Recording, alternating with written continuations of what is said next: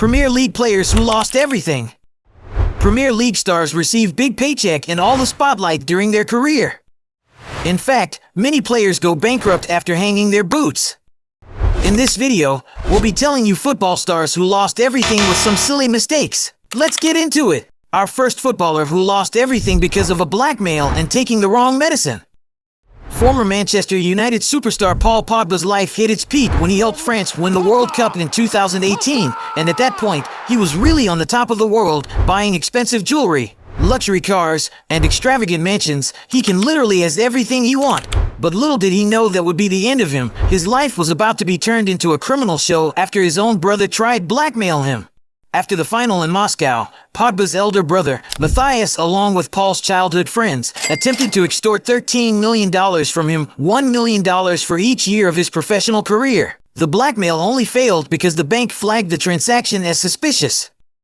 Paul Pogba was then forced to pay $100,000 at gunpoint, but Matthias and his associates were not satisfied. When Paul refused to pay more, Matthias released a bombshell video on social media alleging that Paul Pogba had hired a witch to cast spells on his teammates, including Kylian Mbappe.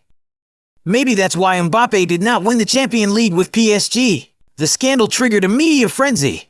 Eventually, police took over the case, and Pogba decided it was time for a change. So he packed his stuff and signed back to Juventus to focus on football. However, this isn't the end for him. Paul Pogba faced another significant setback in September 2023. Although Pogba played a total of 0 minutes in the match against Udinese in August 2023, it still wasn't going to stop the Italian doping agency from randomly selecting him for a drug test.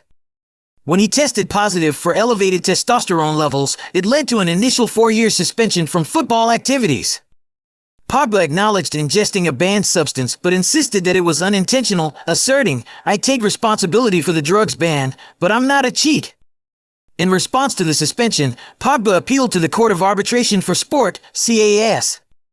The court recognized the unintentional nature of the doping offense and reduced his ban to 18 months, allowing him to resume training in January 2025 and return to competitive play by March 2025. During his suspension, Pogba's contract with Juventus was mutually terminated, making him a free agent. He wasted 18 months without playing professional football. Does he have a career at 32 years old? Can he still play in the highest level? It sounds like the end of his career, but he didn't land in prison like number 2.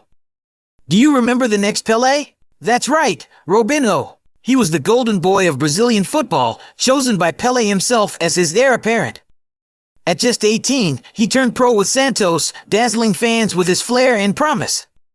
By 21, he was off to Europe, where a fierce bidding war ended with Real Madrid claiming their prize. It seemed like the start of something legendary. But the magic faded. After 3 years in Spain, he moved to Manchester City, where he struggled to make an impact. Soon, he was loaned back to Santos, teaming up with a young Neymar in a bittersweet homecoming. A stint at AC Milan followed, where he showed glimpses of brilliance, but his performances eventually declined. From there, it was a downward spiral. Brazil, China, Turkey. Robinho's career drifted into obscurity. By 2020, he hung up his boots, his journey falling heartbreakingly short of its sky-high expectations. But Robinho's story isn't just one of unmet potential, it's one of disgrace. In 2013, during his Milan days, he committed a sexual offense. Years later, he was sentenced to 9 years in prison. From the next Pelé to criminal, what a tragic and shameful fall from grace. The next example, though maybe not the most extreme, isn't far off. We all thought Ryan Giggs was the ultimate one-club man, a loyal man to Manchester United for over 2 decades. But when it came to loyalty in his personal life? Well, that's a different story altogether. Back in 2011, the footballing world was rocked by a scandal that no one saw coming. It turned out that Ryan Giggs had been having an 8-year affair with Natasha, his brother Rodri's wife. Yes, you read that right. This wasn't just some tabloid fling, it was a betrayal of the closest kind. The affair started in 2003, right around the time Ryan Giggs' wife, Stacey Cook, was pregnant with their first child. Over the years, it carried on in secret, even after Natasha married Rodri and Ryan Giggs became a father. Family events came and went, but behind the scenes, their meetings continued. When the truth came out, it sent shockwaves through the Giggs family. Rodri, understandably, was devastated. And let's not forget the media circus that turned Ryan's private life into front-page news. The fact Ryan Giggs is so treasured globally makes the fact even more disappointing. He is considered one of the greatest wingers in football history and now one of the greatest cheaters. It was reported at the time of divorce, Giggs might have lost half of his vast £48 million fortune. Giggs was always presented as the perfect role model, a bit of a saint, so when it turned out he wasn't, there was a lot of drama, as you can imagine. The next one lost all of his fortune because he has too much trust. Emmanuel Ebou, once a star at Arsenal alongside Thierry Henry, lived a life of luxury, driving flashy cars and residing in a grand mansion. After his successful stint in England, he joined Galatasaray, earning approximately $1.5 million annually. During this time, he met and fell in love with Belgian woman Aurélie Bertrand, who helped manage their finances due to Ebou's limited education. Tragically, during their divorce, Ebou discovered that he had unknowingly signed over all his English properties to Aurélie. She was awarded all their assets, leaving him devastated. He couldn't afford legal representation and feared eviction from his own home. In his own words, he said, "My own house, I suffered to buy my house, but I am now scared. I'm not going to sell my clothes or sell what I have. I will fight until the end because it is not fair." Facing depression and contemplating suicide, his former club, Galatasaray, offered him a coaching position with their youth team. Over time, Ebou rebuilt his life. He remarried his childhood sweetheart and now runs a football academy in Ivory Coast, finding happiness once again. Our fifth one goes to David James, a celebrated English goalkeeper who played for top clubs like Liverpool, Manchester City, and the national team, earned over €20 million during his football career. Despite his success, he faced financial challenges, including a costly divorce in 2005 that set him back nearly €3 million. By 2014, James declared bankruptcy and began auctioning off his memorabilia to manage his debts. Notably, his England jersey from the 2002 World Cup sold for £672, and a Portsmouth shirt from 2008 fetched £480. In a remarkable turn of events, James joined the cast of Strictly Come Dancing in 2019, showcasing his resilience and adaptability. His partnership with professional dancer Nadia Bichkova garnered significant attention, with the duo often seen together outside of rehearsals.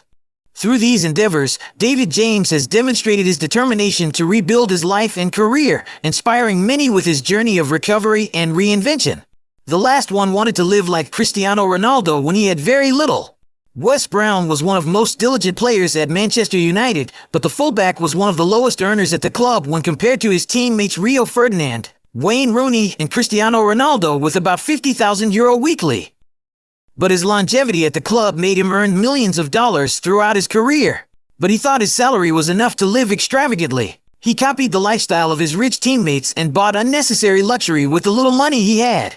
He bought a farm where his wife lived for about €7 million and later realized that it was a poor investment decision. Then he wanted to sell the property, but after several years of listing, a buyer finally came when the property was listed for €2.4 million, almost half the price. There was still another problem. Brown's wife, Leanne Wassell, a reality TV star, once introduced herself saying, "I married a footballer. I live in a fairly big house." I would say it's worked out well. Wes Brown's attitude towards money and that of his wife drained their wealth, and a costly divorce finished whatever was left in the player's bank account. The star that once lived in a mansion and drove exotic cars is now living in a modest apartment, thanks to former teammates Wayne Rooney and Michael Carrick, who would not let their old friend down. His situation might be bad, but there are far more players not learning from the past example, and if there's any other football players we missed in this video, comment below and let us know. Huge thanks for hanging out with us. Remember to smash that like button, it's totally free and helps us more than you know. Be sure to hit that subscribe button, and we can't wait to see you soon.